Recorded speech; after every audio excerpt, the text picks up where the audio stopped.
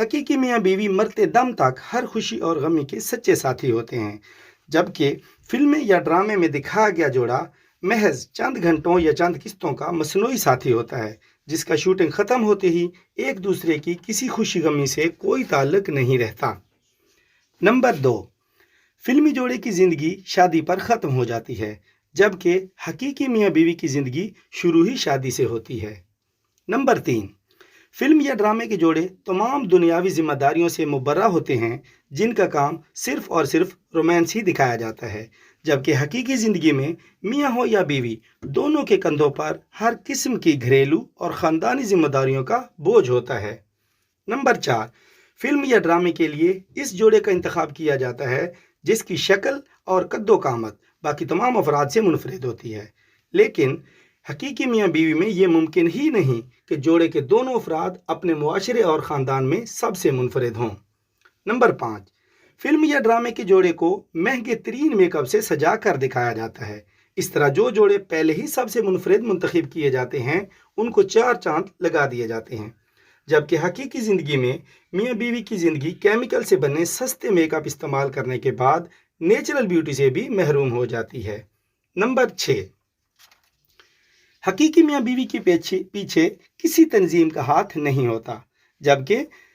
Film یا ڈرامے کی تحریر سے لے کر پروڈکشن تک سینکڑوں دماغ کار فرما ہوتے ہیں، جو کہ پوری منصوبہ بندی سے کسی خاص معاشرے کے لیے مخصوص مواد مرتب کرتے ہیں تاکہ اس معاشرے کی سوچ اس مواد کے مطابق ڈھالی جائے۔ نمبر 7، فلمی زندگی میں اگر غلطی ہو جائے تو دوبارہ ریکارڈنگ کر کے اس کا ازالہ کر لیا جاتا ہے، جبکہ حقیقی میاں بیوی کی غلطی کمان سے نکلے تیر کی طرح ہوتی ہے، اس لیے ہر حرکت اور ہر لفظ انسان کی زندگی پر براہ راست اثر انداز ہوتا ہے۔ نمبر 8،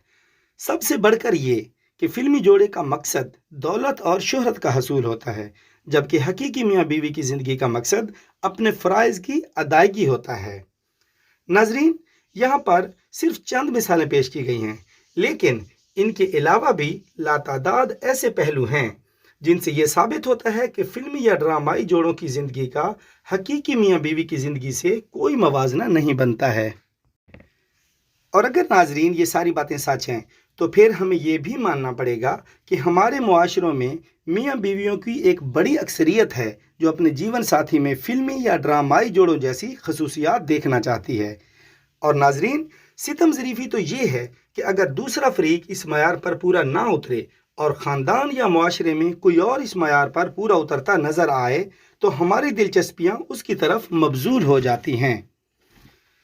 آخر میں ناظرین، میں اپنے معاشروں کے حقیقی میاں بیویوں سے گزارش کروں گا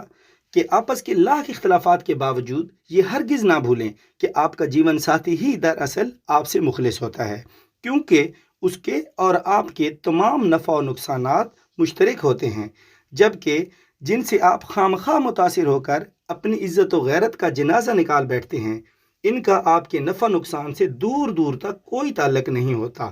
مختصراً یہ کہ لوگ آپ کو ٹیشو پیپر کی طرح استعمال کر کے پھینک دیں گے اور سوائے پچھتائے کہ